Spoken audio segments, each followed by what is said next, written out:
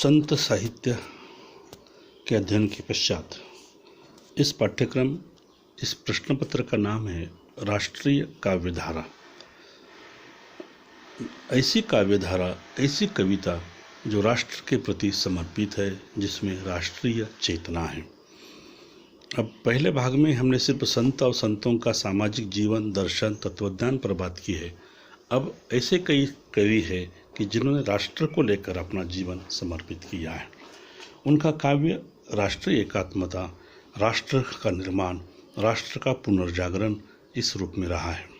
उनमें से एक है भूषण, दूसरा है तुकडोजी महाराज, जिस पर हम बाद में विचार करेंगे।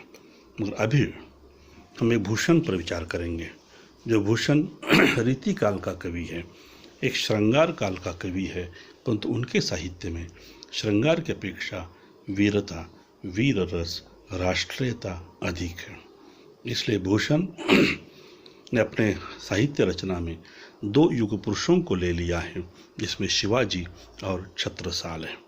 इसलिए शिवाजी और छत्रसाल एक ऐसे राजा इतिहास में जिन्होंने अपना राज्य, अपने धर्म की रक्षा हेतु आजीवन संघर्ष किया है। राष्ट्र निर्माण, धर्म की सुरक्षा, इन दो लोगों की विशेषता रही है।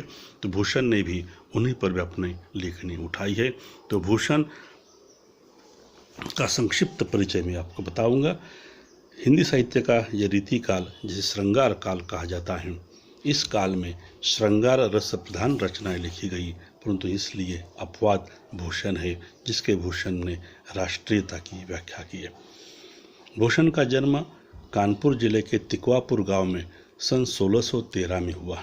ये ब्राह्मण कुल में पैदा हुए हैं। उनके पिता का नाम रत्नाकर त्रिपाठी है।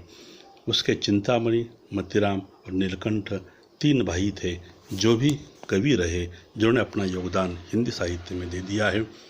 वीर रस के एक शीर्षस्थ कवि के नाते भूषण को याद किया जाता है। कहते हैं कि भूषण ये उनका असली नाम नहीं है, बल्कि कहते हैं कि चित्रकूट के राजा ने उसे भूषण ये उपाधि दी थी, और हिंदी साहित्य में भूषण वही उनका नाम परिचित भी है। भूषण के बारे में कई किंवदंतियाँ भी है, जो काम न करना है या किसी निठल्ले होना है, अपमानित होना है, बाद में साहित्य की ओर बढ़ना वगैरह जो भी हो, मगर उस जीवन की अपेक्षा हम कहेंगे कि भूषण संस्कृत, फारसी, हिंदी भाषा का विद्वान था। शिवा बावनी, शिवराज भूषण, भूषण उल्लास, छत्रसाल दशक, भूषण हजारा जैसी रचनाएं उसने लिखी है, जिसमें काव्य का मूल स्वर संवेदना और वीर भावना रही है।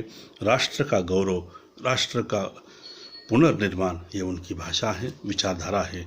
उसकी भाषा ब्रजभाषा रही है, और इसलिए अरबी फारसी शब्दों का भी उसने प्रयोग किया है।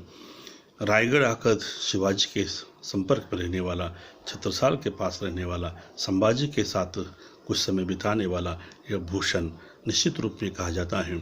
शिवाजी के लिए भूषण भूषण है, और भूषण के लिए शिवाजी भूषण रह चुके हैं। तो दोनों ने भी एक दूसरे को इस रूप में कार्य किया है। तो उनका शिवराज भूषण नाम का जो ग्रंथ है, हिंदी साहित्य में एक अलंकार की दृष्टि से महत्वपूर्ण ग्रंथ बनता है, जिसमें 105 अलंकारों की परिभाषा की है। 105 अलंकारों में शिवाजी का चरित्र स्पष्ट किया है। शिवा बावनी में 52 पदों में शिवाजी का पूरा चरित्र है। छत्रसाल दशक में 10 पदों में छत्रसाल की व्यथा, छत्रसाल की पराक्रमता स्पष्ट की है। तो उनकी वीरता, रण प्रताप, रणसेना, सेना का संचालन, नगाड़ा बजना, युद्ध के चले जाने वाली सेना, युद्ध में होने वाली ललकार, पुकार, आतंक आदि का चित्रण उसने किया है। इसलिए शिवाजी को कई महापुरुषों की उपमाएं दी है, जैसे इंद्र है, भीम है, कृष्ण है, राम है। ऐसे उदाहरण उपमा देकर राम की शिवाजी की पराक्रम वीरता बखान करने वाला है। तो इसलिए कहते हैं भूषण के कारण शिवाजी और शिवाजी के कारण भूषण अमर बन गए।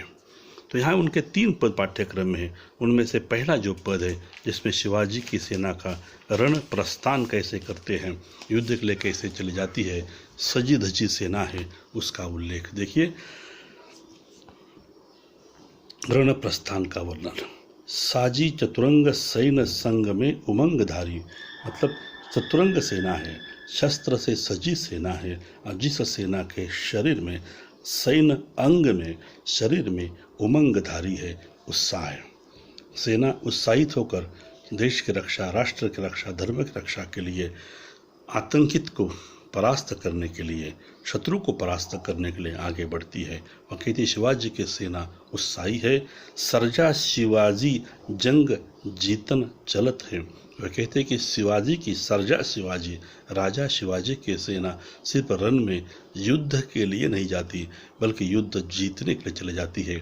जीतने का उत्साह उनका है, क्योंकि उनका नायक जेता है, विजेता है, जो शिवाजी है। इसलिए नायक वीर रस का है तो सेना भी उसी रूप में आगे बढ़ती है।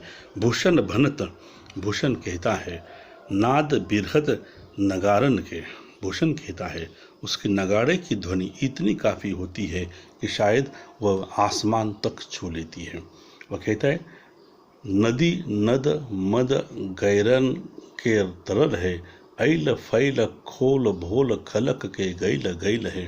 वह कहते हैं नगाड़ों की ध्वनि इतनी होती बड़ी कि नदी और मदमस्त हाथी का मस्तक भी उफनता है। नगाड़ों की ध्वनि सुनकर नदी उफनती है, हाथी भी मदमस्त होते हैं। तो शायद जो सिपाही है, वो सैनिक है, वे भी वीरता से प्रेरित होते हैं। गजन कै ठैल ठैल सैल उलसत है, तारा सुक्तरनी भूरी धारा में लागत जीमी, धारा पर पारा यो हालत है। वो कहते हैं तारा सो तरनी धूरी धारा। वे कहते हैं कि जो आसमान में सूर्य है, धरती पर चलने वाली सेना है, सेना के पैरों से उठने वाली धूल है, घोड़ों के पैरों से उठने वाली धूल है, वह धूल आसमान तक स्पर्श करती है। और उस धूल के कारण सूर्य की तेज, सूर्य का प्रभावी निस्तेज हो जाता है। तो दूसरी तरफ समुद्र है, जो पृथ्वी पर समुद्र है, धारा पर पारा यो हालत है, समुद्र का भी पानी हलता है, उसमें हलचल पैदा होती है। मतलब सागर का पानी में हलचल पैदा करने वाला, आसमान तक धूल को उठाने वाली उनकी सेना है, जिसमें उत्साह है। और इसलिए सेना का रण प्रस्थान शुरुआत भी उत्साह से होती है, तो सफलता भी मिलती है। इस रूप में उन्होंने प्रस्थान का उल्लेख किया है, क्योंकि उसका नायक स्वयं वीरश्री संपन्न शिवाजी सर्जा है।